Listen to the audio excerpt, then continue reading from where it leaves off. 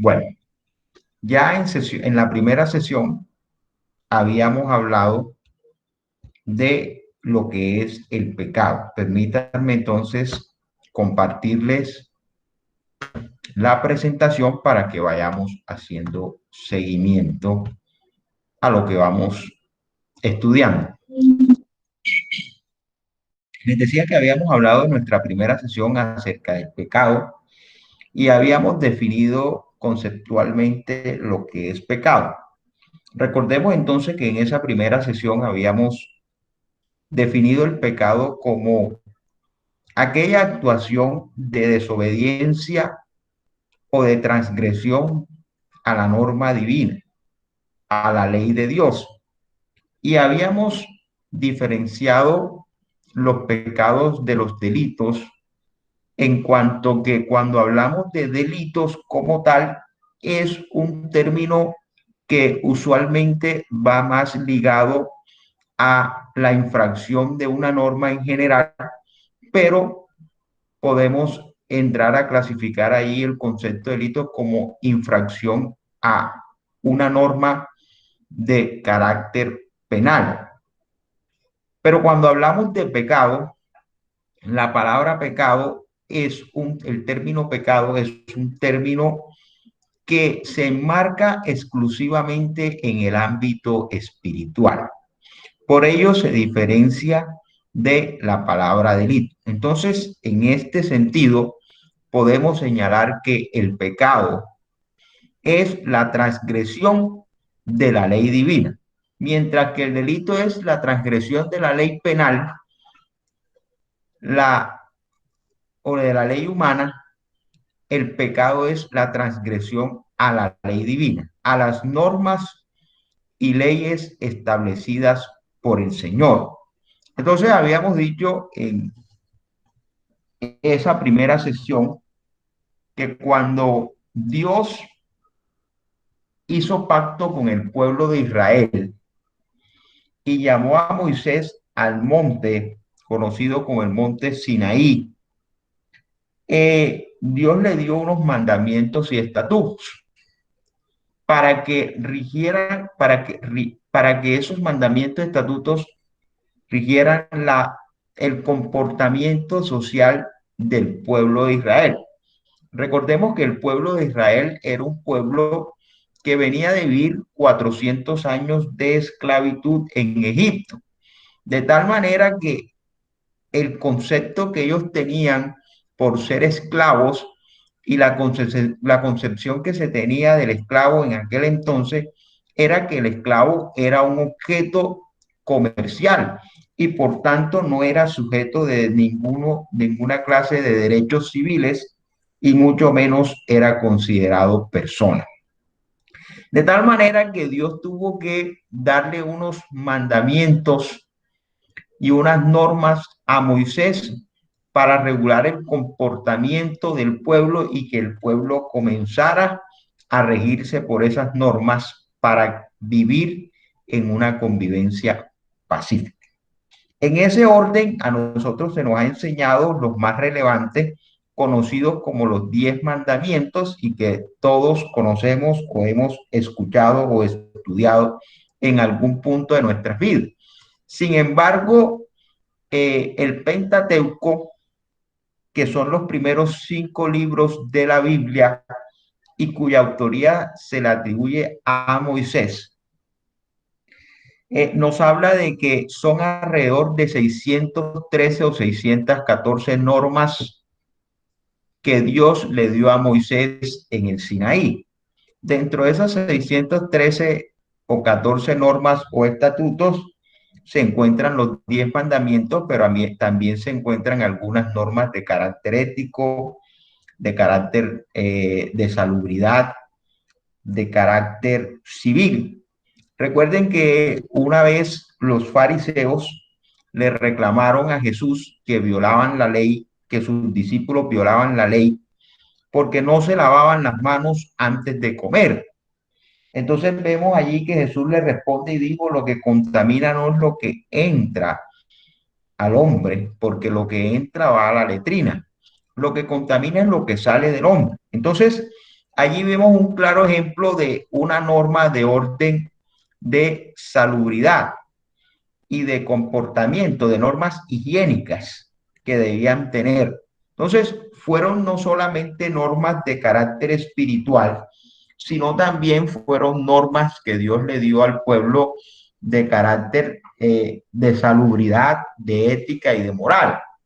En ese orden de ideas, repito, estamos hablando de más de 614 estatutos o normas que Dios le dio a Moisés. Pero volviendo a la definición de pecado, entonces tenemos que pecado es la transgresión o la desobediencia a las normas dadas por Dios. Cuando quiera que el hombre ha transgredido, ha desobedecido o ha ido en contra a lo dispuesto por Dios en sus normas, en su palabra, en sus estatutos, entonces esa actuación conceptualmente y teológicamente se define como pecado.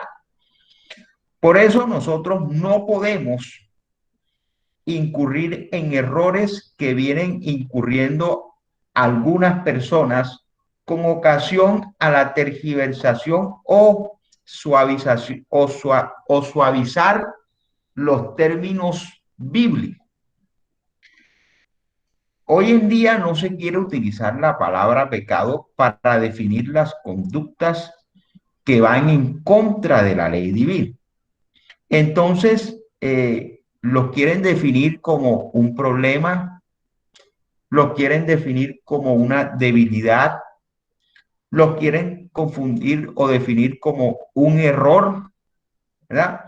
Desde el punto de vista gramatical y conceptual, un problema no es igual a un pecado. Un error no es igual a un pecado. Y una debilidad no es igual a pecado.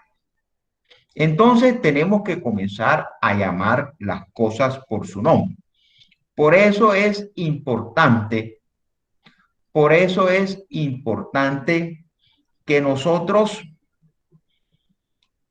tengamos claridad conceptual acerca de lo que es pecado, para que no nos dejemos llevar por filosofías y huecas sutilezas, que realmente lo que pretenden es desviar nuestra atención de lo que es realmente relevante. Un problema, una debilidad o un error no se soluciona igual que un pecado. Un problema puede tener una solución. Una debilidad puede convertirse en una fortaleza. Un error puede ser enmendado, pero el pecado requiere, para que sea saneado, de un procedimiento establecido en la palabra de Dios. Y ese procedimiento es que quien ha pecado contra Dios debe primero reconocer que ha pecado contra Dios y contra su palabra. En otras palabras, la persona tiene que ser consciente y haber reconocido que ha violentado una norma divina. Segundo, esa persona tiene que confesar ante Dios su pecado. La confesión es el mecanismo que Dios ha establecido para que el hombre pueda sacar de sí el pecado. A través de la palabra, nosotros confesamos nuestra falta ante Dios y de esa manera entonces recibimos el perdón.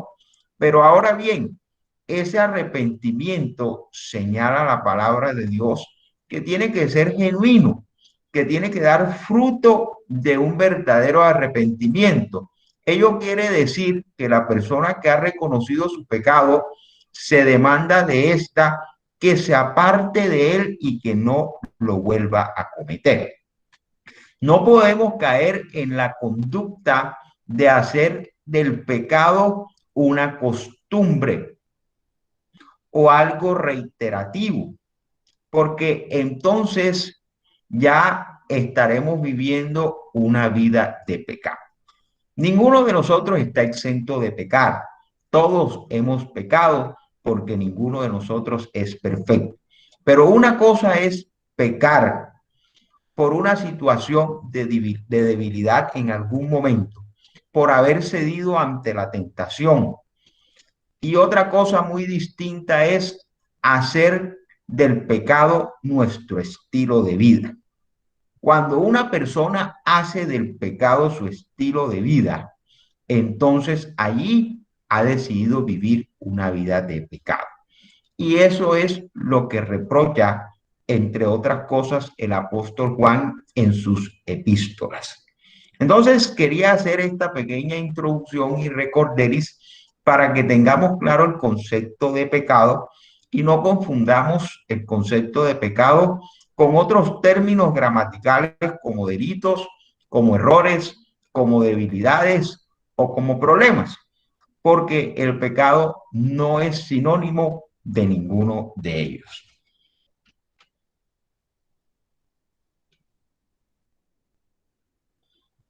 Entonces, pasemos hoy a hablar de nuevamente un poquito del pecado y los problemas que trae el pecado y los sufrimientos que se generan por causa del pecado. Debemos entonces recordar que la aflicción hace parte de la vida de todo ser humano. El Señor Jesús le dijo a sus discípulos: en este mundo tendréis aflicciones, pero confiad que yo he vencido al mundo. Señor Jesús no le dijo a sus discípulos: ustedes como son mis hijos, como son mis discípulos, como han creído en mí, estarán blindados y estarán exentos de las aflicciones de este mundo. No, no. En este mundo tendremos aflicciones y sufrimiento. Sufrimientos que entraron a la humanidad por causa del pecado. Y digo esto porque si nosotros nos vamos a el libro de Génesis y nos vamos a los 3 primeros capítulos, nosotros vemos que Dios estableció su creación y una vez finalizada la creación, vimos que Dios manifestó y declaró que todo lo que había creado era bueno en gran manera. Entonces, Dios no preveyó en su creación el sufrimiento, las aflicciones del hombre. Ya vimos en sesión pasada, cuando estudiamos la sanidad divina, que la enfermedad entró a la humanidad por causa del pecado y que el pecado originó que el cuerpo humano empezara a envejecer y empezara también a ser objeto de enfermedades. Porque por el pecado entró la corrupción del hombre. Y la corrupción del hombre es una corrupción integral, una corrupción no solamente que se extiende al plano ético y moral o al plano espiritual, sino que también se extiende a la corrupción del cuerpo físico. Entonces, todo nuestro ser ha sido corrompido por causa del pecado. La sociedad en que vivimos ejerce una gran presión sobre nosotros. La adversidad amenaza nuestra tranquilidad, trayendo desánimo y desesperanza. Y en el proceso de resistir, corremos un gran peligro. Los problemas, las presiones y la ansiedad son previsibles en la vida de todo cristiano, puesto que no tenemos un blindaje asegurado ante los problemas.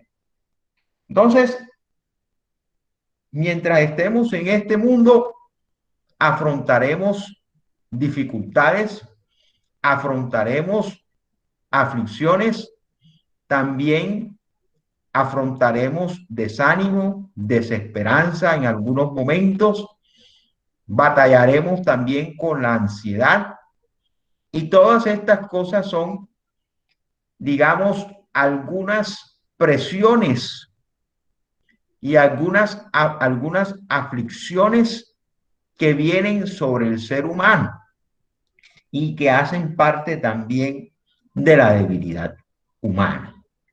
Porque nosotros los seres humanos somos seres sujetos a pasiones, sujetos a estados emocionales y a sentimientos.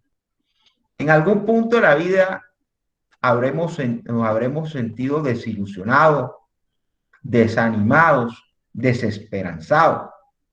Sin embargo, tenemos la promesa de Dios y son múltiples sus promesas en cuanto que el Señor estará con nosotros en medio de cada una de nuestras aflicciones. De manera poética, el salmista David lo escribió así: aunque ande en valle de sombra de muerte, no temeré mal alguno. Tu ara y tu callado me infundirán aliento. También escribió el salmista y dijo: no temeré mal alguno. Aunque contra mí se levante en guerra, yo estaré confiado. Aunque un ejército acampa a mi alrededor, no temeré mal alguno. Entonces, sí tendremos aflicciones, sí tendremos presiones, sí sufriremos ansiedad, pero tenemos la confianza de que Dios está con nosotros. Jesús, cuando comisionó a los discípulos y los envió en la llamada Gran Comisión de llevar el Evangelio y las buenas nuevas de salvación al mundo, Jesús les dijo: por tanto, id y haced discípulos a todas las naciones, enseñándoles que guarden todas las cosas que yo os he mandado. Y aquí yo estoy con vosotros, ahí está la promesa, todos los días hasta el fin del mundo. El Señor ha prometido estar con nosotros todos los días hasta el fin del mundo.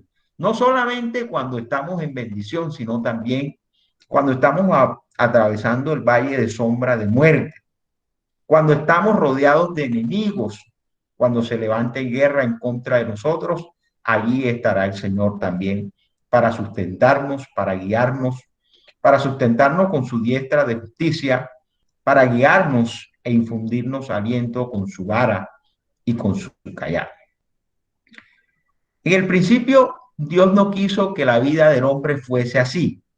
Ya le habíamos dicho entonces, o habíamos indicado, que Dios exclamó cuando vio la creación y dijo que todo era bueno en gran manera.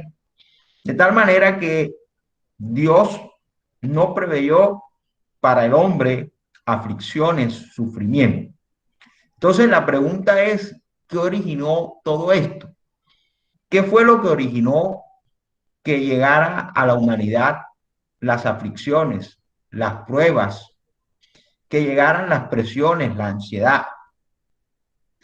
Vamos a plantearnos una serie de interrogantes y a partir de ahí entonces vamos a ir respondiendo a esta pregunta de qué originó todo esto. Entonces, tenga en mente esta pregunta: ¿qué originó todo esto? Y en la medida que vamos respondiendo a otros interrogantes, también vamos a ir dando respuesta al interrogante principal. La primera pregunta que nos planteamos entonces es: ¿quién fue el primer pecador? Señala la primera epístola del apóstol Juan en el capítulo 3, versículo 8, lo siguiente: el que practica el pecado es del diablo, porque el diablo peca desde el principio. Para esto se manifestó el Hijo de Dios, para deshacer las obras del diablo. Bueno, el término diablo es un término que se menciona única y exclusivamente en el Nuevo Pacto o el Nuevo Testamento, como se conoce como algunas personas lo conocen. Entonces, el Nuevo Pacto es donde se habla de diablo. La palabra diablo significa el acusador, el acusador. Entonces dice aquí: el que practica el pecado es del diablo. Aquí no dice el que peca es del diablo. Repito, todos en nuestra vida hemos pecado. y no porque en algún momento de ira, en un momento de haber cedido ante la tentación, en algún momento de desesperanza hemos tomado decisiones contrarias a la voluntad de Dios y que nos han llevado a transgredir sus normas, no quiere decir que por eso seamos hijos del diablo. Por eso el apóstol Juan dice aquí claramente el que practica el pecado. Es decir, aquella persona que ha tomado el pecado como un estilo de vida, que lo ha hecho su estilo de vida y que lo hace constantemente, y la práctica del pecado implica tener conciencia de lo que se hace, porque aquel que practica un arte, una conducta o, en caso de los deportistas, una actividad deportiva, lo hace con conocimiento de lo que está haciendo. Por tanto, aquella persona que conscientemente ha hecho del pecado un estilo de vida, el apóstol Juan lo dice, es del diablo. Porque el diablo peca desde el principio. Entonces ahí está la respuesta al primer interrogante, ¿quién fue el primer pecador? El primer pecador es conocido como el diablo. El diablo es el nombre que se le da en el nuevo pacto, pero en la Biblia encontramos otros nombres que se le atribuyen al diablo. Encontramos Satanás, encontramos el rey de este mundo, el príncipe de este mundo, también lo conocimos como el rey de la potestad de las tinieblas, también se conoce como la serpiente antigua, también se conoce como Luzbel o lucero de la mañana, también se conoce, otros le llaman Lucifer, etc. Hay varios nombres. ¿Cómo vino el diablo? Segunda pregunta. ¿Cómo vino el diablo Satanás a este mundo? ¿Cómo cayó a este mundo? Y aquí tenemos que hacer una claridad respecto de unos temas que son bastante fundamentales y un poco profundos. Cuando Dios estableció su creación, Dios estableció en la creación dos mundos o universos paralelos. Por un lado, tenemos el mundo terrenal y por otro lado tenemos el mundo espiritual. Para nadie es desconocido que la Biblia habla claramente y mezcla en sus relatos la coexistencia de estos mundos, el mundo espiritual y el mundo terrenal. Entonces, en el mundo terrenal tenemos que en cabeza de este mundo está el hombre. Dice la Biblia que Dios creó al hombre y que esta era la corona de la creación y que se le dio potestad para señorear y sojuzgar la tierra. Por otro lado, tenemos entonces un mundo espiritual. La Biblia nos habla de que en este mundo espiritual existe un primer, un segundo y un tercer cielo, ¿verdad? Que son como los estadios que existen en este mundo espiritual. En ese primer cielo, según el concepto o la doctrina de angeleología, en ese primer cielo están los demonios, ángeles caídos, digamos, están allí, se mueven en ese primer cielo. En ese segundo cielo, entonces, tenemos que están ya principados, potestades y huestes de maldad que operan en las regiones celestes, que nos habla Efesios capítulo 6. Y en el tercer cielo, entonces, encontramos que está Dios con toda su corte celestial. Entonces, la Biblia nos habla allí de varios seres espirituales. Nos habla de ángeles como un término genérico, pero hay una clasificación de ángeles. Entonces, en la clasificación de ángeles nosotros encontramos, por ejemplo, a los serafines, encontramos a los querubines y encontramos a los arcángeles. En el libro de Isaías se nos menciona que los serafines son los encargados de alabar y adorar a Dios las 24 horas, todo el tiempo. Todo el tiempo están adorando y alabando a Dios. Algunos personajes de la historia han representado a los serafines con un arpa, símbolo de la alabanza que ellos constantemente brindan a Dios. Por otro lado están los querubines, que en diversos pasajes de la Biblia o escrituras bíblicas lo vemos como aquellas personas que están alrededor del trono de Dios y que el trono de Dios incluso está entre querubines. Y los querubines son los encargados de guardar la justicia y la santidad de Dios. Por otro lado, entonces tenemos a los arcángeles, que son, eh, entre otros, los encargados de establecer contacto con los seres humanos y tienen también potestad sobre algunas naciones. La Biblia nos menciona concretamente el nombre de dos en el libro de Daniel y en los evangelios. Entonces encontramos el nombre del arcángel Gabriel y del arcángel Miguel.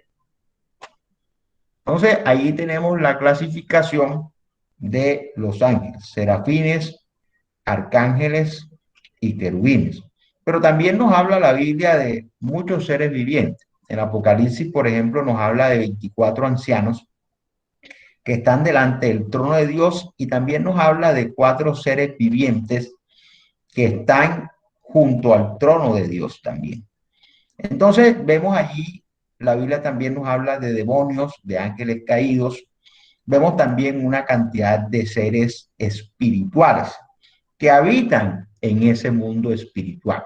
La Biblia nos habla de principados, de potestades, de huestes de maldad. Todo eso son seres espirituales que habitan en el mundo espiritual y que es un mundo que coexiste con el mundo terrenal. Entonces, eso no lo podemos perder de vista. Entonces, cuando Dios estableció la creación, no solamente creó el mundo terrenal, sino que también creó un mundo espiritual.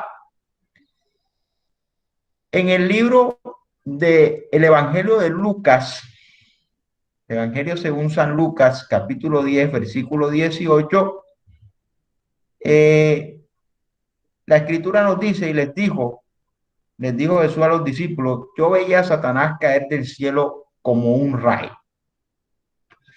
¿Cómo vino Satanás a este mundo? Satanás, según las escrituras, era o es un querubín. Un querubín que su pecado fue el del orgullo y el de la vanidad. Satanás no aceptó su posición de autoridad. Una de las cosas o de las asignaciones que Dios le dio a los querubines también era eh, potestad sobre toda la creación y sobre las naciones. Entonces, Satanás no aceptó su posición de autoridad y quiso ser igual a Dios. Por esta razón, la Biblia, en el libro del profeta Ezequiel, capítulo 28, y en el libro del profeta Isaías, capítulo 14, nos señala los eventos de cómo fue la caída de Satanás del cielo y cómo Satanás fue expulsado a causa de su rebelión. La rebelión, el pecado de rebeldía de Satanás se originó en el orgullo y en la vanidad. Ese orgullo que no le permitió aceptar la posición de autoridad que Dios le había dado y que lo llevó a rebelarse contra Dios porque quiso ser igual a Dios y quiso poner su trono, dice las escrituras, junto al trono de Dios. Por lo tanto, fue derribado. ¿Qué clase de ser era Satanás? Dice Aquí Ezequiel 28, versículos 14 al 15, dice, tú eras el querubín protector. De alas desplegadas, yo te puse en el santo monte de Dios. Allí estuviste, en medio de las piedras de fuego te paseabas. Perfecto eras como eras en todos tus caminos desde el día que fuiste creado, hasta que salió en ti maldad. Entonces, mire aquí la descripción que hace el profeta Ezequiel de quién era Satanás. Satanás comienza diciendo aquí el profeta Ezequiel era un querubín protector. Yo les dije que los querubines eran los encargados de proteger y guardar la santidad de Dios, pero también de guardar la creación de Dios. Recuerden que cuando en Génesis capítulo 3 nosotros encontramos que cuando Adán y Eva pecaron y fueron expulsados del huerto del Edén, el Señor colocó a la entrada del huerto dos querubines con espada desenvainada para impedir que el hombre entrara nuevamente al huerto del Edén. Entonces los querubines son protectores, son guardianes. Por eso dice aquí y sigue diciendo el profeta Ezequiel, yo te puse en el santo monte de Dios. Allí estuviste.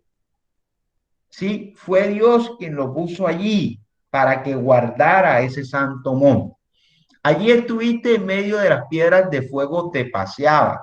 Cuando aquí el profeta hace esta claridad o esta narración de que se paseaba en medio de las piedras de fuego, eh, muchos estudiosos señalan que los querubines tenían la potestad de controlar la creación y de proteger la creación y que tenían la potestad de pasearse o tienen la potestad de pasearse entre los astros, entre los mundos que, digamos, desde el punto de vista desde la astronomía, son vistos como bolas o piedras de fuego.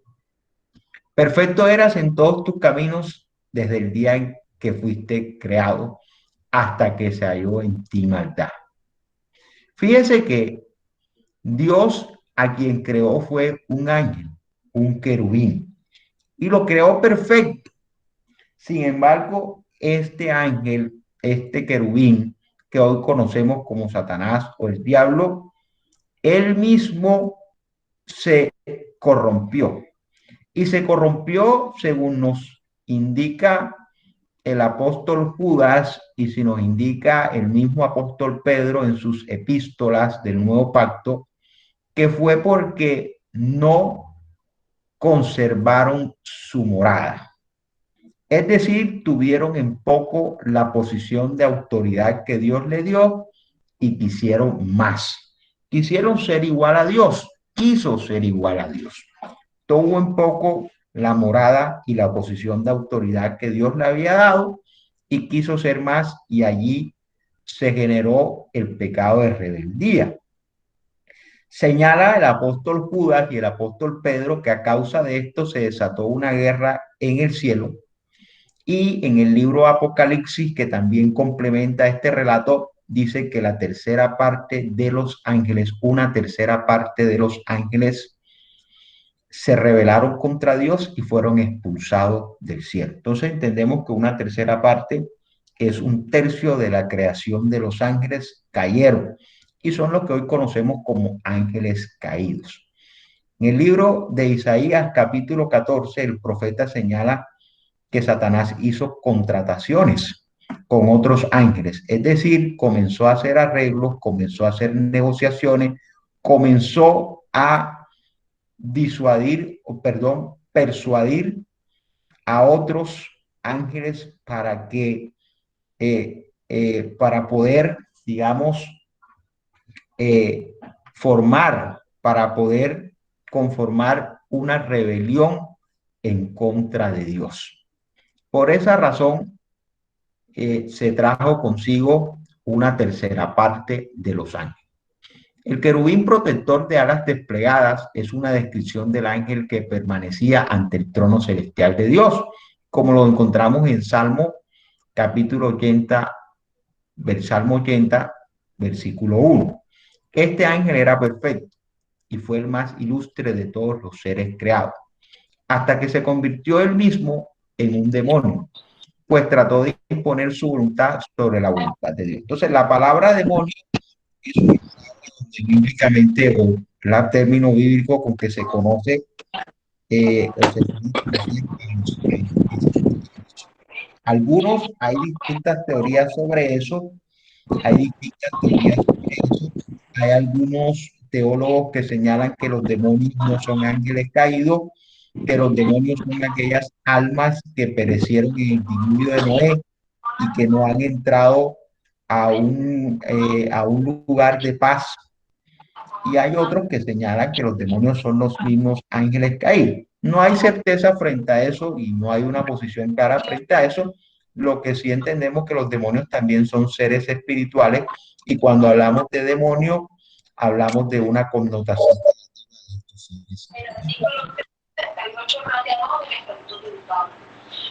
Por favor, si alguien tiene abierto el micrófono y lo puede cerrar, le agradezco. Hay alguien que tiene abierto el micrófono.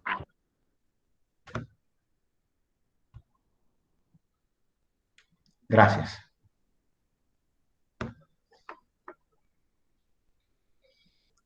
Ahora, nuestro cuarto interrogante es, ¿qué contribuyó a la rebelión y caída de Satanás en el cielo?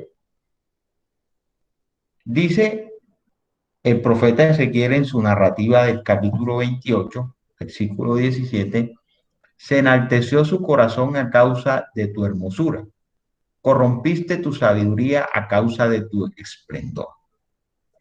Entonces, cuando dice se enalteció tu corazón, vemos allí que el pecado de Satanás fue el orgullo y la arrogancia.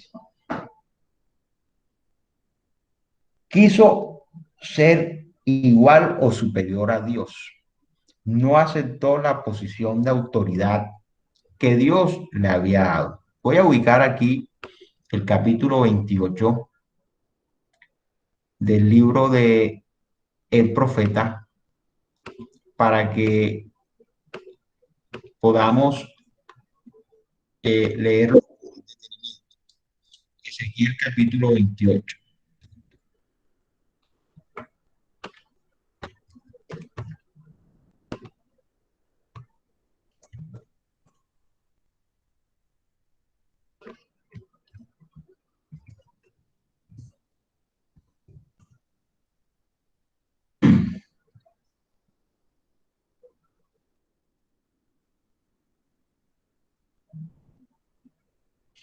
Comienza aquí la narrativa y pese que este es un capítulo que está dirigido en principio al rey o príncipe de Tiro, por su narrativa entendemos y todos los teólogos han llegado a la conclusión de que está haciendo referencia a la caída de Luzbel.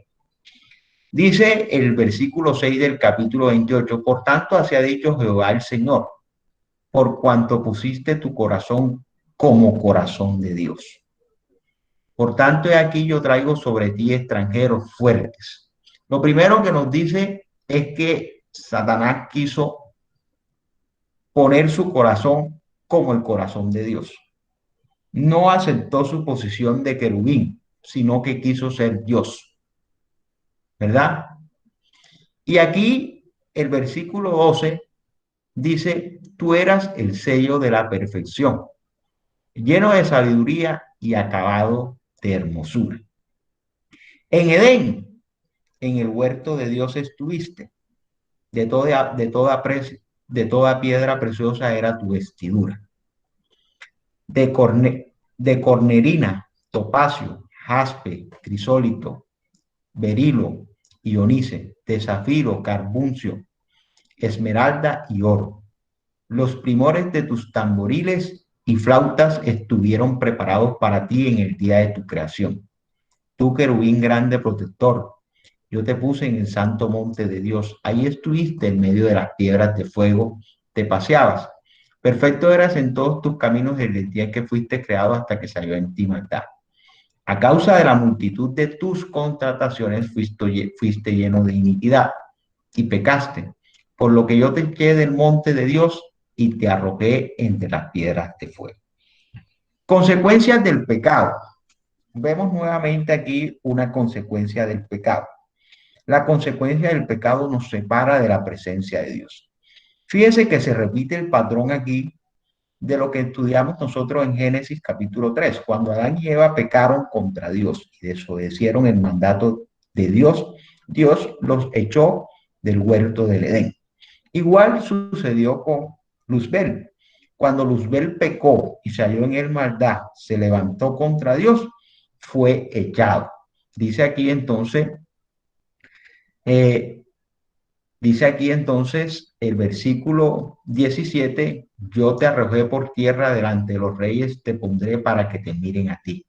El versículo 16 dice concretamente, por lo que yo te eché del monte de Dios. Entonces, recordemos eso, que una de las consecuencias del pecado es que nos aparta de la presencia de Dios. Por eso vino Dios, vino Jesús al mundo para ser un puente entre Dios y los hombres, para ser un mediador entre Dios y los hombres. Dice allí el apóstol Pablo que Jesús es el mediador entre Dios y los hombres. Dice porque hay un solo Dios y un solo mediador entre Dios y los hombres, Jesucristo hombre. Eso fue lo que vino Jesús, a enmendar lo que el hombre había dañado y a restablecer la comunión entre Dios y los hombres a través del sacrificio en la cruz. Cuando nosotros entendemos la cronología de las situaciones y de los hechos bíblicos, entendemos que ese puente se rompió a causa del pecado y ese puente que nos comunicaba con Dios fue restablecido por Jesús. Entonces Jesús se convierte en el puente, el vínculo idóneo para que nosotros nos acerquemos a Dios. Cualquier otro vínculo, cualquier otro puente que nosotros busquemos para acercarnos a Dios distinto a Jesucristo, carece de la legitimidad. Por cuando dice el apóstol Pablo, uno solo murió y uno solo resucitó. Por lo tanto, uno es el mediador. Aquellos que nosotros a veces buscamos como puente no cumplieron con el requisito de ser ese puente y de restablecer a través del sacrificio cruento de la cruz la comunión con Dios. Entonces es un aspecto que nosotros debemos tener muy claro para entender que Dios es un Dios metódico. Dios es un Dios de procedimientos y Dios tiene unos patrones establecidos. Desde el Antiguo Testamento o del Antiguo Pacto, Dios estableció que no había perdón de pecados ni remisión de pecados si no había un sacrificio cruento. Y por esa razón se sacrificaban animales para, de alguna manera, poder hacer remisión de pecados. Pero para poder hacer expiación por toda la humanidad, se requería del sacrificio del unigénito que se convirtió y es conocido como el Cordero de Dios. Por eso Juan, cuando lo vio venir a las aguas bautismales en el Jordán, dijo, he aquí el Cordero de Dios que quita el pecado del mundo. Entonces, ese concepto también es importante que nosotros lo tengamos absolutamente claro, absolutamente claro.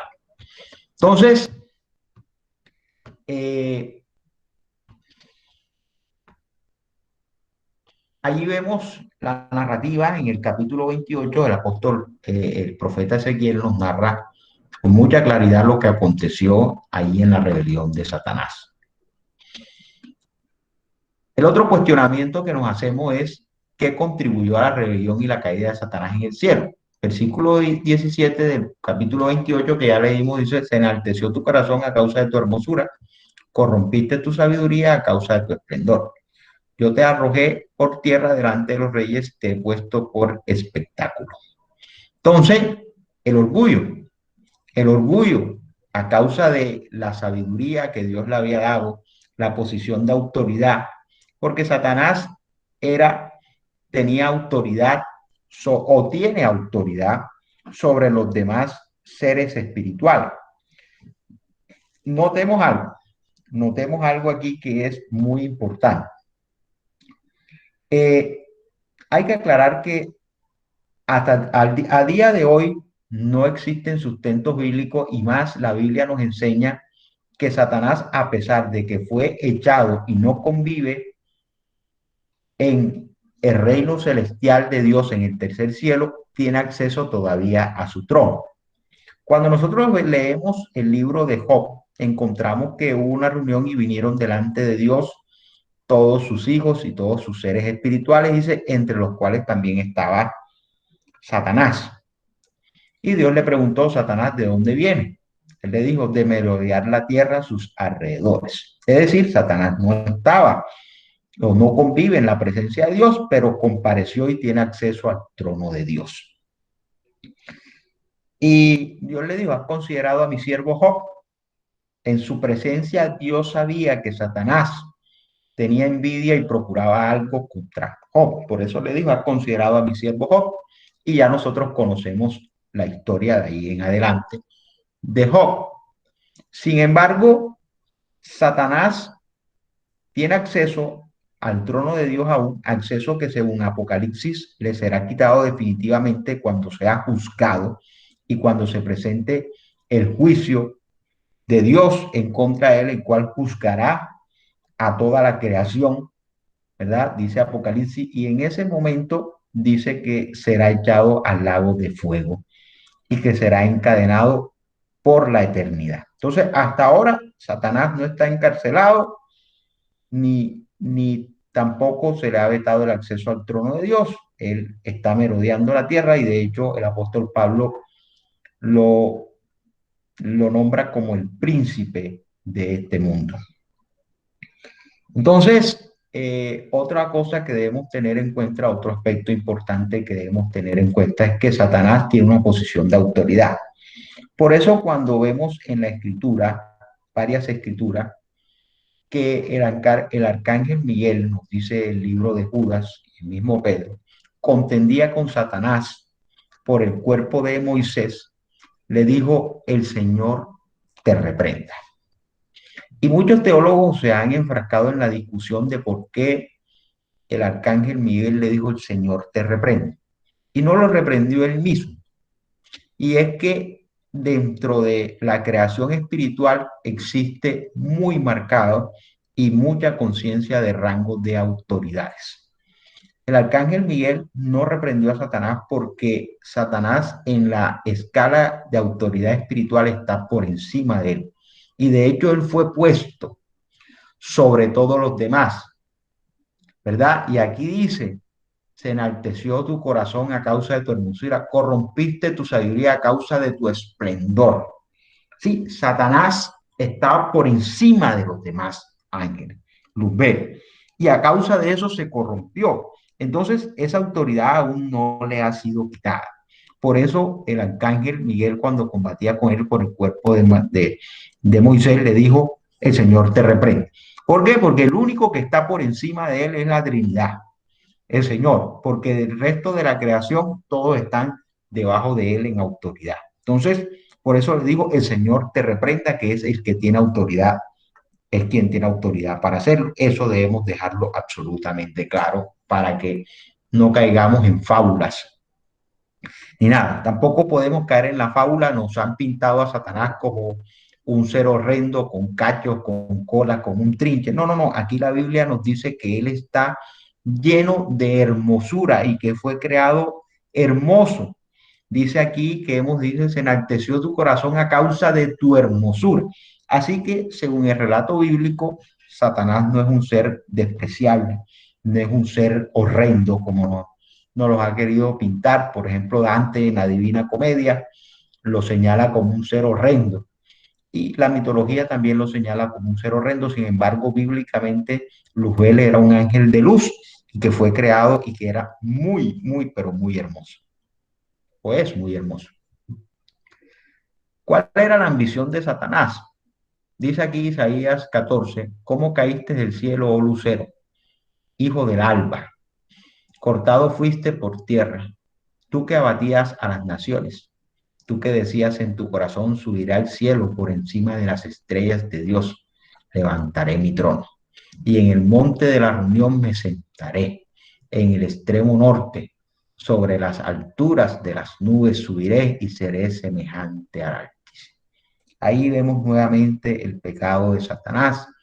Fue el querer ser igual a Dios, el no aceptar la posición de autoridad.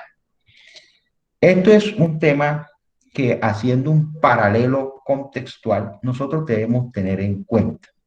Romanos capítulo 12, versículo 1, el apóstol Pablo escriba: sométase todo hombre a la autoridad, porque no hay autoridades sino establecidas por Dios. De tal manera que el que se opone a la autoridad, a lo establecido por Dios, se opone y acarrea para sí mismo condenación. Nosotros tenemos que entender que en esta creación existen autoridades espirituales. Primera autoridad espiritual, tenemos a la Trinidad: Dios Padre, Dios Hijo y Dios Espíritu Santo. Nosotros tenemos que someternos a lo que diga esa autoridad. ¿Y qué es lo que dice esa autoridad? Lo que encontramos en su palabra. Cuando Jesús estuvo aquí en la tierra, Jesús le hizo un llamado de atención muy fuerte a los escribas y fariseos y les dijo: ustedes que están enseñando mi palabra, han dejado de enseñar mi palabra y han comenzado a enseñar doctrina de hombre. Les digo que cielo y tierra pasará, pero mi palabra no pasará. Es común, es común que el hombre, a partir de interpretaciones o a partir de su propio sentir, comience a crear doctrinas distintas a lo que Dios estableció en su palabra. Mire, no hay que crear nada más.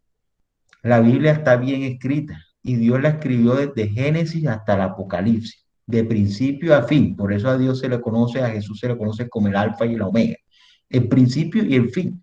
Ahí no hay que añadirle ni una jota ni una tilde. Y Jesús le dijo: maldito el que añadiera mi palabra, le dijo Jesús, alguna jota o una tilde.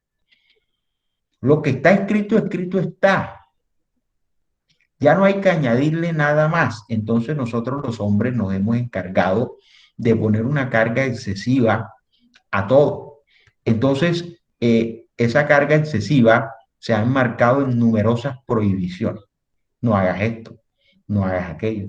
Si haces esto es pecado, si haces aquello es pecado, si estás haciendo esto estás pecando contra Dios.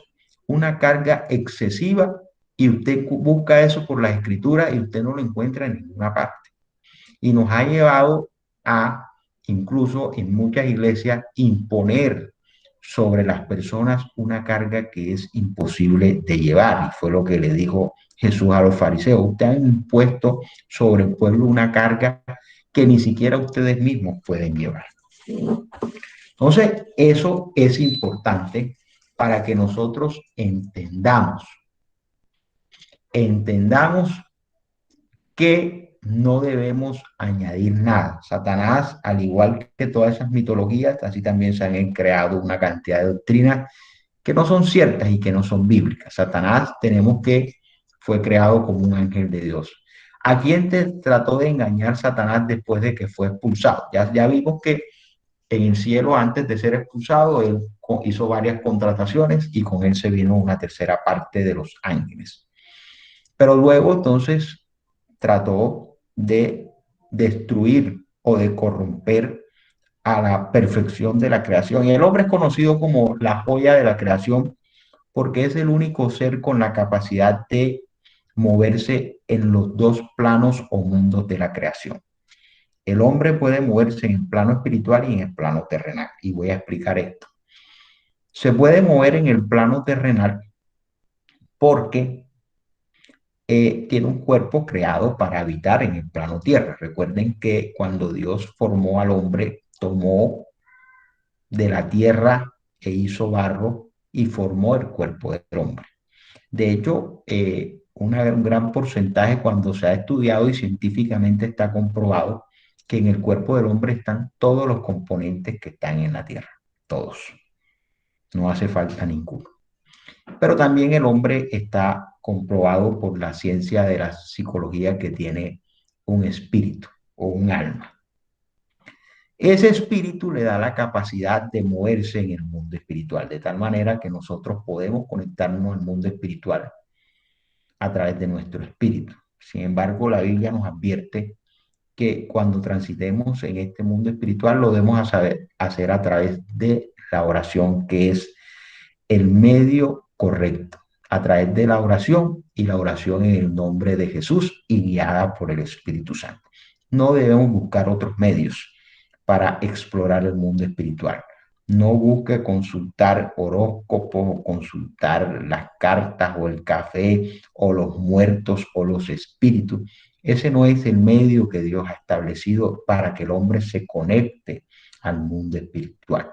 El medio que Dios ha establecido para que el hombre se conecte al mundo espiritual es la Monte oración. Comandante. Bueno. En el nombre de Jesús. Por favor, alguien se activó el micrófono. ¿Qué territorio reclamó Satanás como suyo después de la caída del hombre? Cuando en el Evangelio según San Lucas, cuando la narración de Jesús en el desierto, dijo que una de las tentaciones, el diablo le condujo a un alto monte y le mostró en un momento todos los reinos de la tierra habitada. Y le dijo el diablo, te daré todo este poderío y la gloria de estos reinos, pues a mí me ha sido entregado y se lo doy a quien quiera. La Biblia o el mundo espiritual, o más bien el reino de Dios, establece unos principios. Quien peca o quien cede ante el pecado se hace esclavo de aquel que lo domina. Cuando Adán y Eva cedieron ante la tentación de la serpiente, cedieron su autoridad a la serpiente. Autoridad que perdieron por causa del pecado y que le fue cedida a Satanás desde ese momento. Recuerden que la autoridad que tenía Adán y Eva era sobre toda la creación. A ellos les fue dada la autoridad para juzgar y sojuzgar la tierra, ¿verdad? Y entonces cuando pecaron y se dieron ante la tentación, esta potestad le fue cedida. De tal manera que Satanás aquí no estaba mintiendo. Satanás le estaba diciendo claramente a Jesús y Jesús lo sabe, lo sabía. Pues a mí me ha sido entregada, pero ¿quién se la entregó? No se la entregó Dios.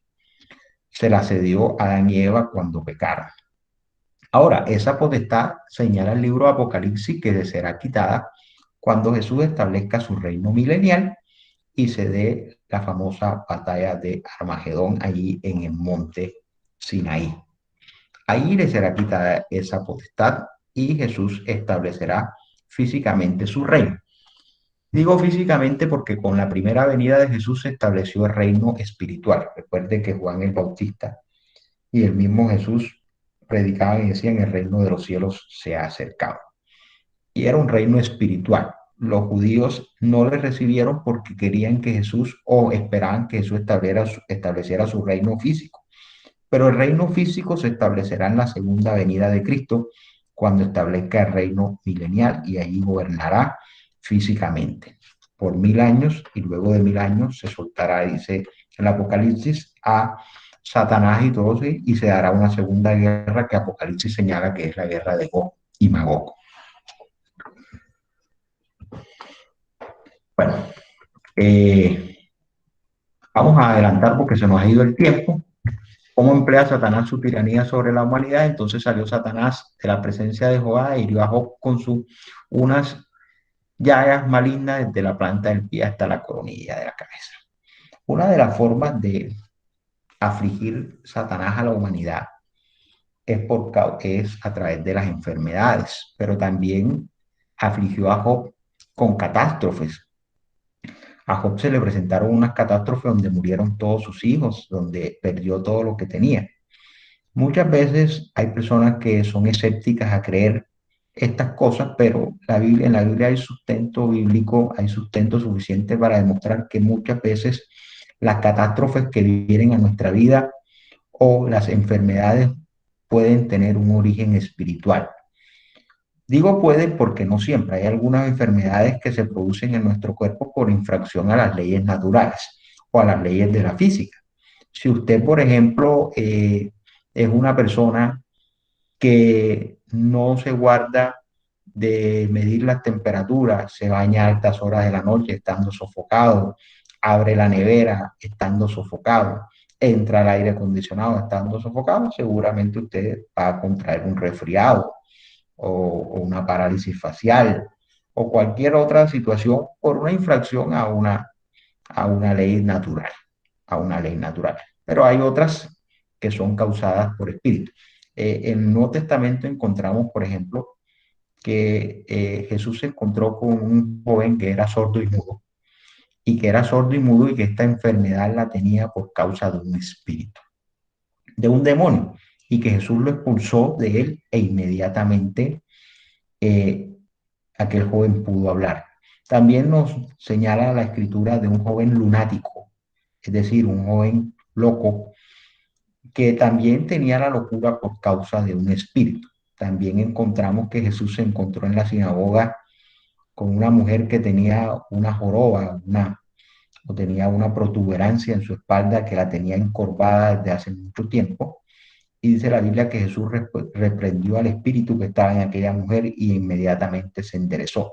Entonces, hay algunas enfermedades o algunas situaciones físicas en nuestro cuerpo que se presentan por el obrar de demonios o de seres espirituales. No todo es por una enfermedad que se presente por el quebrantamiento de una norma natural o física. Hay algunas enfermedades que son con producto de una actividad espiritual. Fíjese que aquí Satanás hirió a Job con llagas malignas, desde la planta del pie hasta la coronilla de la cabeza. Dice la Biblia que Job se rascaba y se le caían los pedazos de carne. A tal punto fue la situación de Job que la esposa misma le dijo a Job: ¿qué esperas para morirte? Maldice a Dios y muérete. A ese punto llegó la situación de Job. ¿Por qué Satanás, aumentando su esfuerzo, ha aumentado su esfuerzo para arruinar a la humanidad? Apocalipsis 12, versículo 10 al 12 dice: y oí una gran voz en el cielo que decía: ahora ha venido la salvación, el poder y el reino de nuestro Dios y la autoridad de su Cristo. Porque ha sido lanzado fuera el acusador de nuestros hermanos, el que los acusaba delante de nuestro Dios día y noche. Por lo cual alegraos, y los que moráis en ellos, ay de los moradores de la tierra y del mar, porque el diablo ha descendido a vosotros con gran furor, sabiendo que tiene poco tiempo. La Biblia dice en el libro de perdón, en el libro de Santiago, en la epístola de Santiago, que los demonios conocen a Dios y tiemblan. Recuerden que los demonios o seres espirituales de maldad habitaban junto al trono de Dios. Ellos conocen a Dios, conocen el plan de Dios, conocen las escrituras. Ellos los conocen. Jesús se enfrentó a muchos demonios y uno de esos demonios en las narrativas de los evangelios le dijo: yo sé quién eres tú. Tú eres el unigénito, tú eres el Cristo. ¿Por qué has venido a atormentarnos? Le dijo aquel demonio. Jesús le dijo: calla y sal. Sí, los demonios saben y conocen todo el plan de Dios. Los demonios conocen a, a Dios. En el libro de los Hechos encontramos un pasaje bastante divertido de unas personas que, queriendo imitar a Pablo y a Silas, fueron a echar a un demonio del cuerpo de una persona. Y los demonios le hablaron y le dijeron: a Pablo y a Silas conocemos, pero ustedes quiénes son. Dice que salieron de ahí y los demonios los encueraron y salieron dando gritos y sin ropas. Entonces, los demonios o los seres espirituales son seres cognoscentes, son seres con un intelecto y ellos conocen bien el plan de Dios. Por eso aquí dice el Apocalipsis: sabiendo que tiene poco tiempo. En otras palabras, sabiendo que la hora del juicio le viene a Satanás. Por eso él se apresura a destruir la creación de Dios, porque el nombre de Satanás significa el opositor. Dijimos que el diablo significa acusador, Satanás significa aquel que se opone, y principalmente se opone a Dios y a sus planes, y también se opone en consecuencia a la humanidad. Entonces, el objetivo de Satanás es corromper la creación de Dios, desfigurar la imagen y semejanza que Dios ha establecido en el hombre, porque el hombre fue creado conforme a su imagen y semejanza. Pero a partir del pecado, entonces nosotros vemos desdibujada esa imagen y semejanza de Dios en el hombre. ¿Cómo destruirá Dios finalmente a Satanás?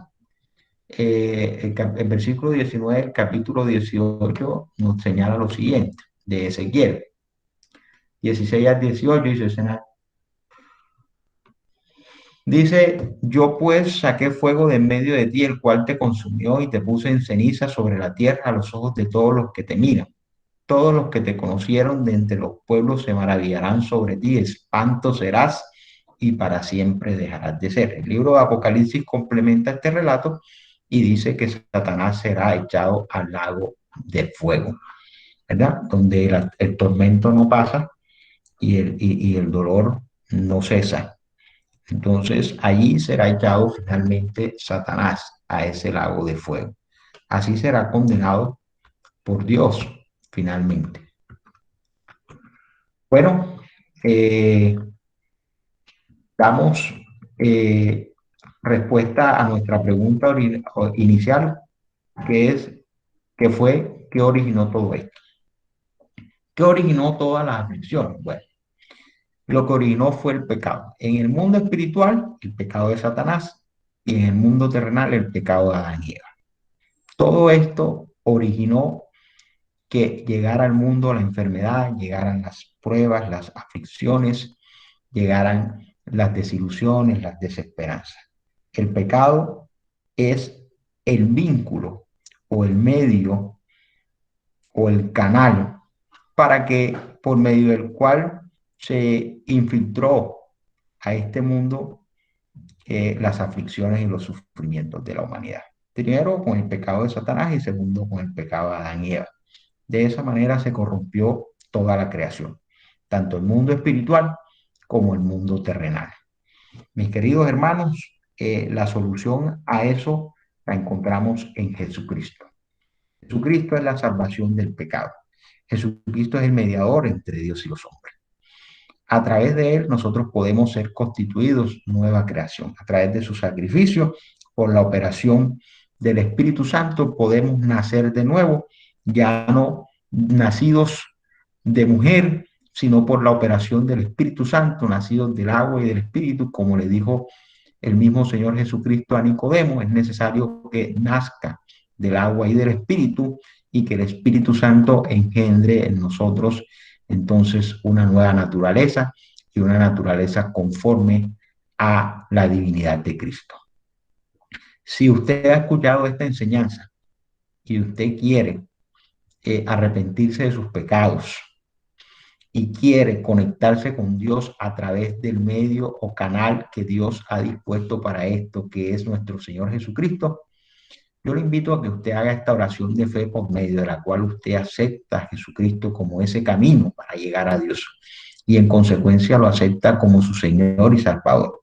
Pero no se apresure a hacer esta oración, no se apresure. Esta es una decisión que debe ser meditada y que debe tener una determinación. Usted toma esta decisión, debe también tomar la decisión de apartarse del pecado. Si usted identifica pecados que ha venido cometiendo en su vida, debe tener la resolución hoy, si va a hacer esta oración, para apartarse de ellos. No tome las decisiones frente a Dios a la ligera, porque Dios está atento a nosotros y a nuestras decisiones. Y mejor es no prometer que prometer y no cumplir. Entonces, no tome a la ligera esta decisión. Nos quedan muchas lecciones y sesiones por delante. Si usted todavía no está seguro de los fundamentos de su fe y no tiene la fortaleza o la resolución para apartarse del pecado, deje que el Señor siga orando en usted, siga escuchando la palabra de Dios y cuando usted esté resuelto y determinado a abandonar el pecado, entonces establezca una vida de relación y tome la decisión de seguir a Dios y hacerlo el Señor de su vida, pero no haga a Dios el Señor de su vida si va a continuar su vida de pecado. Entonces es una recomendación que le hago con toda sinceridad y con todo el amor que le tengo en Cristo. Si usted, por el contrario, ya ha tomado la decisión de hacer de Cristo su Señor, y apartarse del pecado, le invito a hacer esta oración de fe conmigo. Repita, por favor, después de mí. Padre Celestial, vengo delante de ti hoy reconociendo que soy pecador y que tú enviaste a tu único Hijo Jesucristo a que muriera en la cruz por mí. Por eso ahora yo me arrepiento de todos mis pecados. Te pido que me perdones y acepto a Jesús como mi único Señor y Salvador. Te pido, Señor, que borres todos mis pecados y que escribas mi nombre en el libro de la vida.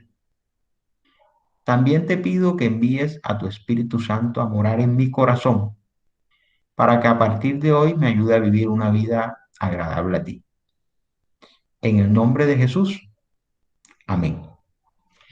Dice el apóstol San Juan en su evangelio, mas a todos los que le recibieron, a los que creen en su nombre, les dio la potestad de ser hechos hijos de Dios. Si usted ha creído en Jesús y le ha recibido como su Señor o Salvador, así se le ha dado la potestad de ser hechos hijos de Dios, nacidos según el linaje de Jesucristo por la operación del Espíritu Santo. Si usted ha realizado esta oración de fe, le felicitamos puesto que ha tomado la mejor decisión que cualquier hombre o mujer pueda tomar. Le damos la bienvenida a la familia de Dios y lo invitamos a que se ponga en contacto con nosotros a través del siguiente correo electrónico fcopcolombia@gmail.com para orar por usted y ayudarle en este nuevo camino que empieza a partir de hoy.